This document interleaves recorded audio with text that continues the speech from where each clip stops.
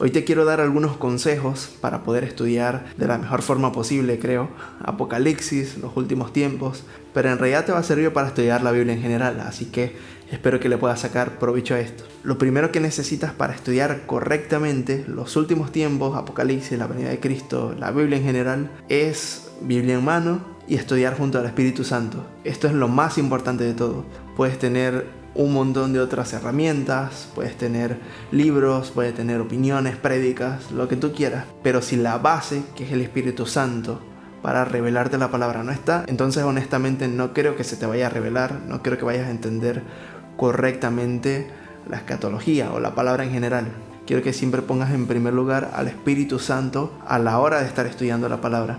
Lo segundo que podemos hacer es utilizar diferentes versiones bíblicas. Yo creo que hay algunas, como la Reina Valera 2015, por ejemplo, que se acercan un poco más al idioma original, al griego original. El problema es que versiones como la Reina Valera tienen un lenguaje que normalmente suele ser bastante antiguo, o sea, hoy día no hablamos de esa forma. Entonces hay ciertos conceptos cuya definición ahora es diferente en el día de hoy, entonces hace que sea como más difícil. Por ejemplo, muchas veces vemos que dice, y Adán conoció a Eva, pero esa palabra conocer se refiere a relaciones sexuales. Pero si lo leemos en el significado de hoy de conocer, entonces por supuesto que no vamos a estar entendiendo a lo que se refiere al pasaje. Entonces es importante que podamos utilizar también diferentes versiones bíblicas con un lenguaje más actual para poder hacer ciertas comparaciones, ver lo que realmente quiere decir ese pasaje.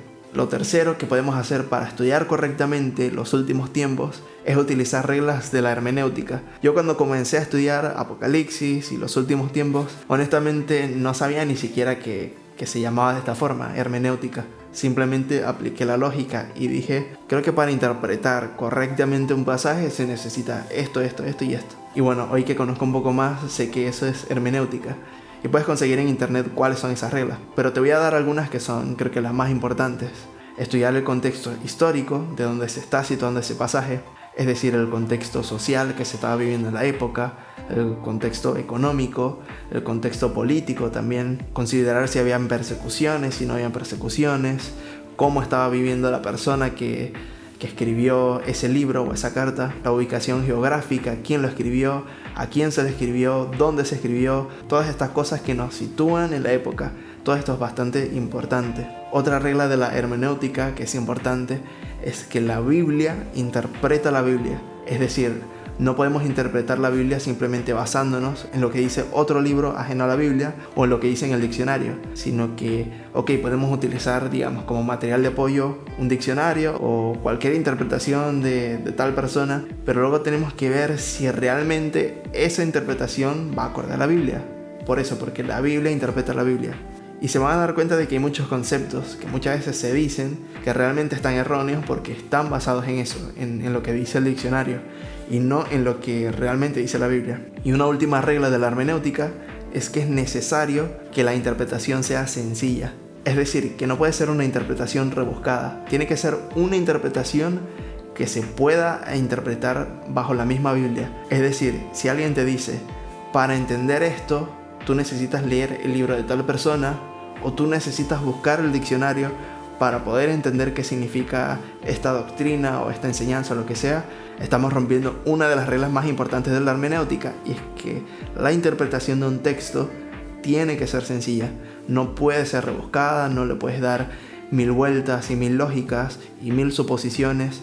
La Biblia no se interpreta bajo suposiciones, sino bajo la palabra de Dios. Y número 4, para las personas que les gusta ir un poco más profundo en el estudio, les recomiendo utilizar la Biblia interlineal. Y con esto me refiero a la Biblia en sus lenguajes originales. El Antiguo Testamento en hebreo y el Nuevo Testamento normalmente en el griego. Obviamente que no hablamos hebreo ni griego, pero esto nos sirve para poder sacar un mejor entendimiento de ciertas palabras. No te digo que pongas a traducir todo, porque para eso tenemos las versiones bíblicas, pero a veces hay entendimiento que tenemos de ciertas palabras que se usan en el vocabulario bíblico que realmente no lo tenemos tan claro, y por eso a veces es importante poder buscar cuál es el origen de esa palabra y qué es lo que realmente quiere decir en su contexto y todo.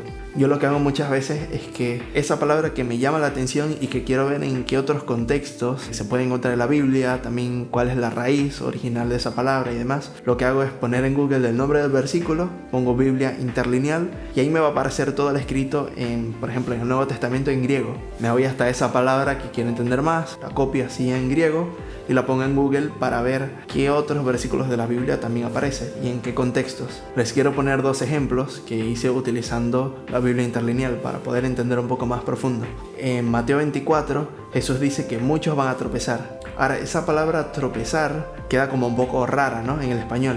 Y entonces lo que hice fue buscar este versículo en la Biblia interlineal, copié la palabra tropezar en el griego y empecé a ver en qué otros contextos se utiliza. También busqué cuál es el significado real de esta palabra y llegué a la conclusión de que tropezar en realidad significa ofender. De hecho, si lo buscas en las versiones en inglés, lo dice más claro, las personas van a ser ofendidas. Entonces ya ahí empezamos a tener un entendimiento más profundo en un español más actual de lo que realmente quiere decir esta palabra. Otro ejemplo de escatología, en Apocalipsis 3:10, cuando dice: por cuanto has guardado la palabra de mi paciencia, yo también te guardaré de la hora de la prueba que ha de venir sobre el mundo entero. Esa palabra prueba, yo quería entender, ¿se refiere a la gran tribulación? ¿A qué se refiere? Porque la gran tribulación, como vemos en todo el contexto bíblico, no la gran tribulación, sino más bien los últimos 3 años y medio, el autor de todo ese tiempo es el Padre, porque Jesús es quien abre los sellos, los ángeles son los que tocan las trompetas y los ángeles son los que vierten la ira de Dios a través de las copas. Vemos que todo es un plan divino, es un plan de Dios. Pero cuando dice esa palabra prueba, yo dije, ¿a qué se referirá esto? Entonces lo busqué en la Biblia interlineal, copié esa palabra y empecé a ver en qué contexto se usa. Y resulta que esta palabra prueba viene de una raíz en griego que se llama peirasmos o peirazo, que hace referencia a tentación. Entonces, en este pasaje de Apocalipsis 3:10, realmente dice la tentación que va a venir sobre el mundo entero. Entonces, te das cuenta de que esa tentación se refiere a una prueba que viene de parte de Satanás. Pero si los últimos 3 años y medio de los últimos tiempos son por parte de Dios, porque Jesús es el que abre los sellos, pero esta prueba habla de Satanás, entonces ya te das cuenta de que está hablando de otra cosa diferente. Y así es como tenemos un entendimiento más acertado acerca de la palabra, sin caer en contradicciones y sin caer en una mala interpretación. Pero todo esto, voy a volver al origen, tiene que ser en un ambiente de búsqueda de Dios y de invitar al Espíritu Santo para que nos corrija y para que nos enseñe su palabra. Porque podemos utilizar la Biblia interlineal, podemos utilizar opiniones bíblicas, podemos utilizar prédicas, podemos compartir entre hermanos, pero si no le dejamos ese lugar al Espíritu Santo para que sea el que revele, entonces es muy probable que nuestra interpretación no vaya a ser correcta. Así que bueno, espero que te puedan servir estos tips de estudio y que le puedas sacar provecho y comiences y te animo en serio a poder estudiar los últimos tiempos, porque además que es apasionante, nos comienza a llenar de ese amor por la venida de Cristo, nos empieza a dar ese entendimiento de las cosas increíbles que vamos a vivir en su venida, antes de su venida y después de su venida, durante el reinado de Cristo y después todavía de este reinado junto al Padre. Así que sin nada más, nos vemos en el próximo video.